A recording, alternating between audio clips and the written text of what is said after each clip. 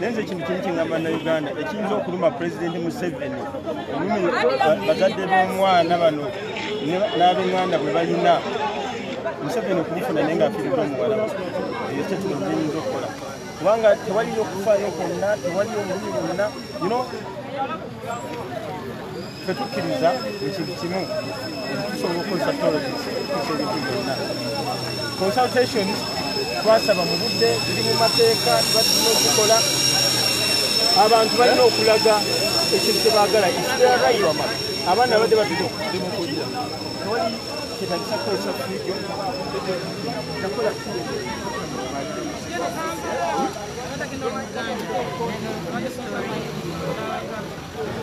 Nakurajo yankubite nangama kakinge t-shirt ye enkofiira nabako muntu agenda kikubiwa bagenda bawo ayesiba baddemu skati ya black ali ka blouse ebale gwasinga mu kintu kya Bobby ogyeko okuba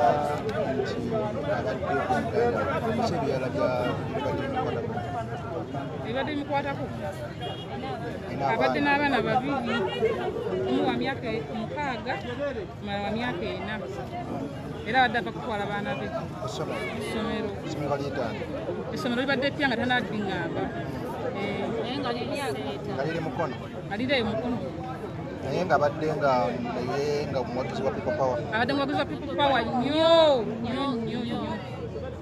okiwulira abadde n'emyaka 28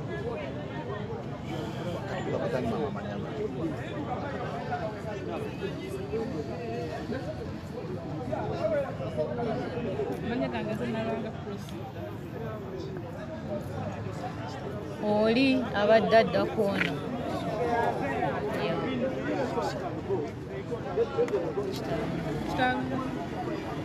naye yafudde nakumye saakaabi wadde nengera ne maiti nengikwatako bwenyi kasiza ddala saakaabi wadde era okukaaba kwange oli wabwezu nkidde okwekalakaasa oyinza osindika omusajja n'osobola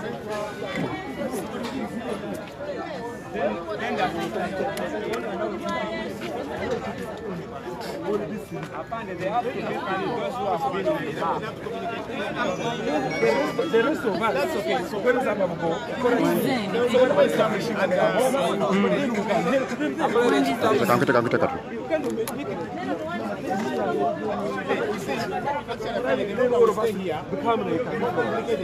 so let's get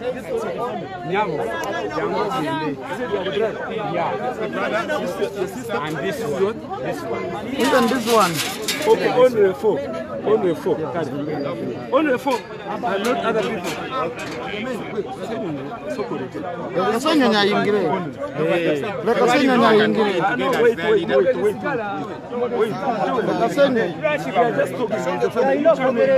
He has to talk for us.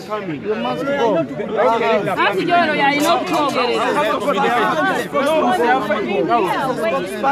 Here there is no sports person at the moment.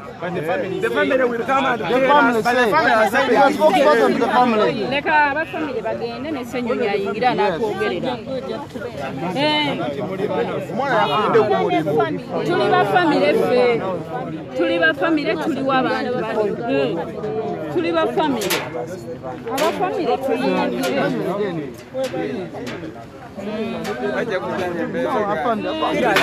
Okay, very okay. What is at home? It's okay. Not here. Where people are crying, people are doing here and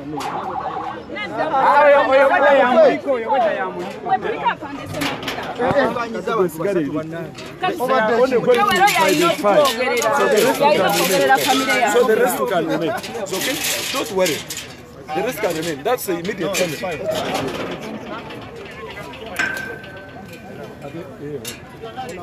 So let us have the rest here. Then they will clear us. They will reform us. If they find the rest there, they will reform. Let us give away.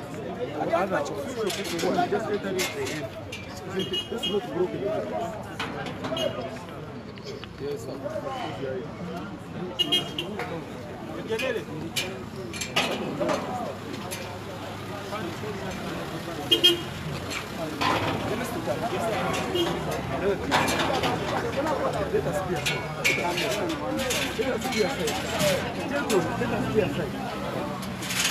Yes, that's going to attend. Yes,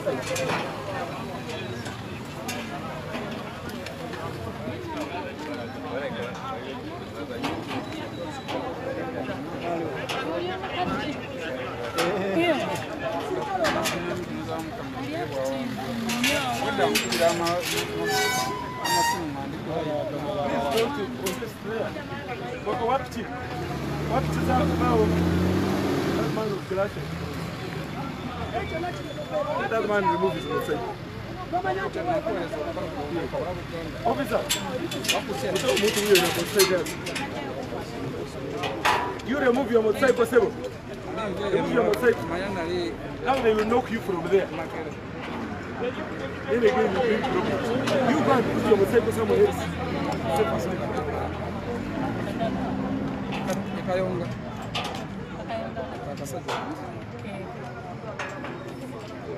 Sanyuka mwaji galao. Najja kunova mankola. Bajja kunova. Nze sikyalira. Nenga musobulija kunova.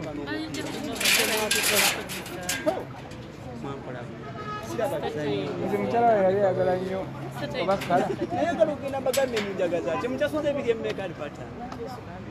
Omupiira mwakuba. Macyanguye bakikomyewo.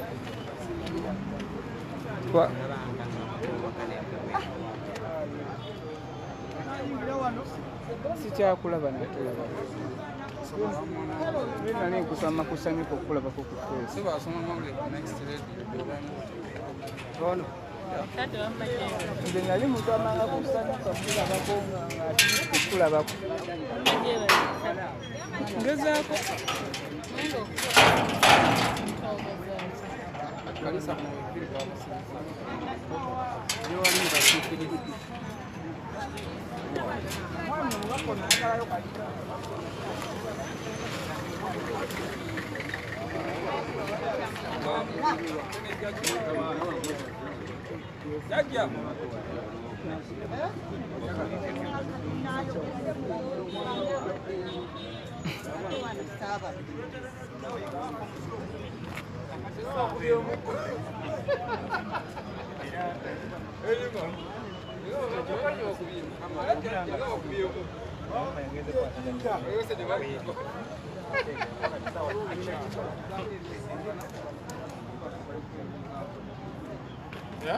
ensonga zino nga bw'oziraba ensonga zino nga bw'aludde mu byobufuzi ndowooza myaka nga nkaaga. Ensonga zino ozoogerako ki? Ebyobufuzi alabika obiruddemu nnyo myaka emeka? kuba nali muwala muto ne nnoonya akalulu ka sippe ng'owa DPA. Ogwo mwaka ki ogwo? Yo nkyagujjukira. Ogundi ono MP we Sembabule ono omuwala omukazi gundi ayagala okungulirira Sende ne Gomesi n'embigaana oyo oba munnalwanda neŋŋaana naye nze ekintu kyendabula Pulezidenti Museveni muwabula bulijjo ne mugamba nti gwe wakwata mundu okunoonya obuyinza obululu tibwali bubwo ogenda eruweero n'okekeza bwali bwaffe bwa dipi ate ye yayina akalu n'okekeza ennyago emmundu gye watwala egindi terina kiramu kye yalekayo n'etugumbula buli muntu weeruweero obulidde naye ffe ono omwana owaffe Kyagulanyi anoonya akalulu talina yadde akambe yadde girita avunnamya Pulezidenti Museveni saba nkudire mu bigere kujjayo ebisolo kakati mutabani tamale daba Katemba yakoleddwa omwana ono yalanga dda olukuŋŋaana lw'okupopopo ekyo nno kitebe kya Papa Paulo bayindi n'engoye ne muzigolola kya Papa Paulo owulidde ne bakkiriza ne batuwa booteri tubeere munda kakati ate bwe baleetedde omusango guno abulaputire guno gwe twagira nange nabirimu ogw'okulwanyisa omusolo gw'amasimu na bwe babikwataganya olunaku lumu nze ndabula Pulezidenti Museveni mugamba nti ono omwana olumanyi olwayina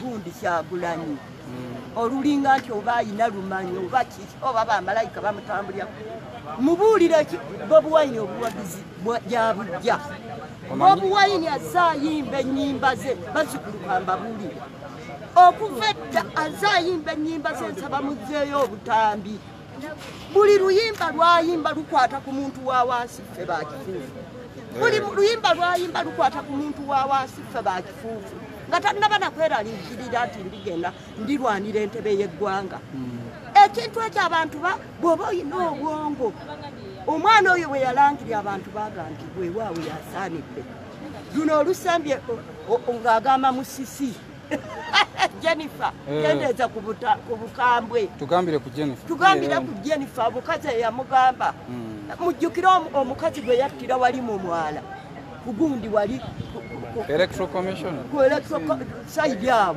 owulidde situlabya amaguzi bye naye Museveni ekitugumbuza abantu batugumbulwa mu mundu yo okuva ng'oli mu nsiko paka kati batugumbulwa buli omu atugumbulwa gwe lwaki teweebuuliriramu noga ani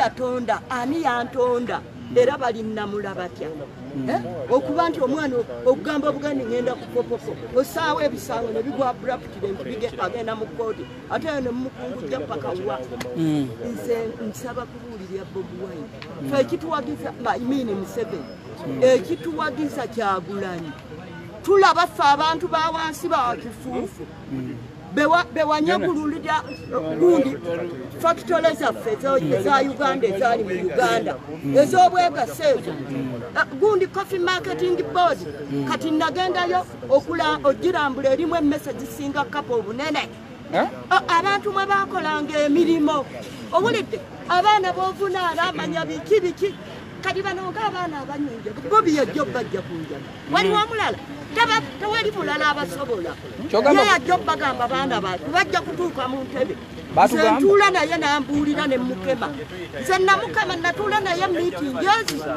ne mukema ne mugamba ogenda kukola ki ng'otuuse mu ntebe buli kimu yagenda okukitereeza kuba mwana azzaawo amafakitole nazzaawo banka zino ezaali ezaffe kati tulaba KCB eza Kenya ze banka zawa Equity banka owulidde ze ziri wano ffe tetulina banka zonna zeyasangawo yaziryawo bunyama gavumenti eno togiwagirangako mwebakulusigiwagirangako ndi wa DP ate yakola ki kitange wa DP mange wa DP ze nababuulira era mbiragane ku mpawo satu lwakuba saayise naze mu pocket nasuubulanga Dubai sayira olwokuba twatuuka mu kalulu akasebaggala ono nga tannayonooneka tannatwonooneka kukubyali genda kutuyita bakadeyideyi kugenda wa Museveni akalulu akasooka DP yamusimbawo Museveni kandeetera obuzibu kubanga oyo omusajja wa FDC gundi bwe baali basimbyewo aba NRM oyo omusajja kati ye kyamaani weefuku simanyani na kyennakola mu kalulu abo abakulu baŋŋamba toddayo togenda safaari kuba Katonda yampa ekitone eky'obwogezi nembuuza biriggwa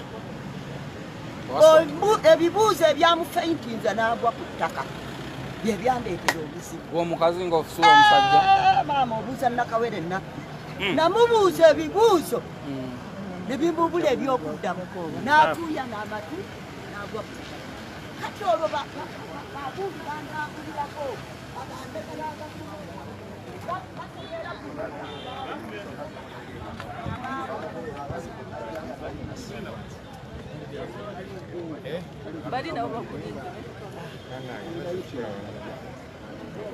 Jona. Wabagala interview agikole. It's okay. They capture that. Chief, let's do at once. It's fine. Oh, it's your guy. Oh, great. Great. I don't know yet again say you place us kumutwe. Okay, so kinazungu ndio yuko ani kana Uganda kino luzungu Uganda lwangu luzungu nalwerabira kandandike nekizibu ndio byangu. All right, so today is a very sad day. It's a very disturbing day for us. We have for a very long time determined that we shall observe the law in everything that we do.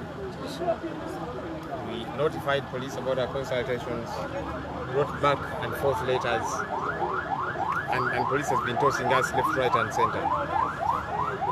Police even said, look, you know, you're writing to us and it was supposed to meet first, and I thought common sense dictates that if I write to you, then you invite me, I don't invite myself. Nonetheless, we said, okay, we shall go with that level of reasoning of theirs. We wrote another letter saying, look, let's meet. They didn't respond. The excuse has been the EC is the one meant to convene another meeting. We wrote to the EC as well, in our quest to try and observe the law in every sense. And police has been frustrating left, right and center. The EC didn't respond, and so we had back and forth. And we decided we are going to do everything possible to exhaust all the legally provided for avenues. But police has decided that they will break the law, that the law is a non-entity, they will disregard it. And we honestly are running out of patience. Because if the law does not work for you, then you try and find other avenues to operate.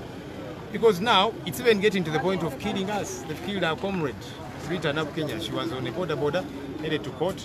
And the story, as we have been told, it was within Nakawa, around the lights, I understand. The police truck saw them, clad in people power attire. They chased after them, knocked to the border. She fell, and the police truck ran over her. That's the story as we have gotten it. And we are here at the mortuary, waiting for the body to be given to us, addressing us left, right, and center.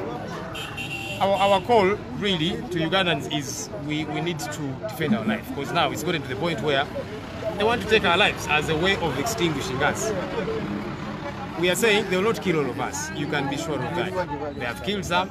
They may kill a few more. But many of us will remain around, and we shall keep fighting, we shall keep pressing on, because what we are doing is within the law, provided for within the law. If they are saying that challenging Mr. Museveni is illegal, that challenging Mr. Museveni is to break the law, then we are happily going to break the law again and again and again.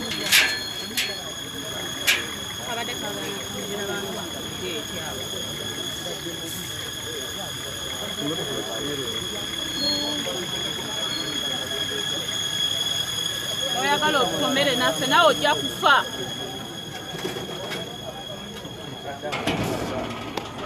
Okay, so I guess that's the English version.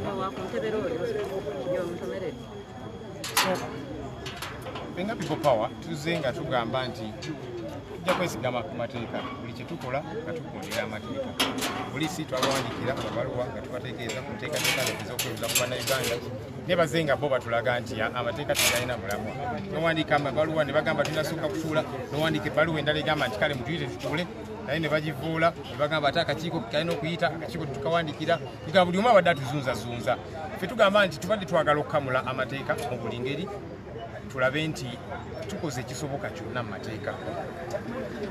Naye batulaze nti amateeka tebagawa kitiibwa tebagalabawo bagasiza ku bbali kukola efujjo lye bakola ffe tugamba nti kati kitegeeza tulina kuyiiya mu buli ngeri okulaba nga tutuuka ku bannayuganda kuba kati bano bo batulaze nti bajja kukola efujjo bajja kumenya amateeka bajja n'okutta wanyina ze bamuse Rita Nabukenya Rita story nga bwe tugifunye yabali ku bodaboda ebitundu by'e Nakawa nga bajja ku kooti omusango gwa OTT nga bambadde ebiganiro laba people power batugambye nti emmotoka ya poliisi olwabalabye ne bagoba n'ekoona akapiki Rita agudde wansi ne bamulinya Rita n'afa mu ngeri ey'okumenya amateeka mu ngeri ey'obufujjo kati ffe nga bannayuganda tulina okutegeera nti bano abantu betudiringa nabo olaba amateeka tebagawa kitiibwa kati batandise n'otukolako ebikolwa eby'obutujju tulina kwetaasa enkola eno ey'obutujju kubanga bwe tuteetaase ffenna bajja kikola bakikoze Rita Nabukenya ekya bajja kikola olumulala ne luli kati nga bannayuganda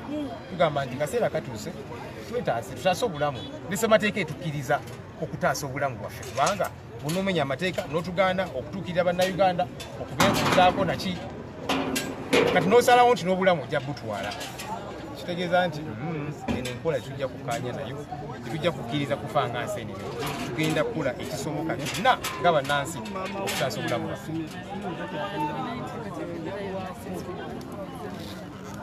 well ekigenda okuddirira tugenda kubanga tubategeeza kyo kigenda mu maaso naye ekyamazima kyo kiri nti tetugenda kutuula wakati batulazeeko nti ate balinyisizza levu y'effujjo lyabwe n'obutemu kati nga ffe nga bannayuganda tulina kukola ekisoboka kyonna twetaase mu mbeera eno kubanga bwe tuteetaase era tujja kuggwaawo so kati tulina kukola butaweere okulaba twetaasizza tutya wakati wekituuse kwetaasa bulamu bwaffe tetugenda okukola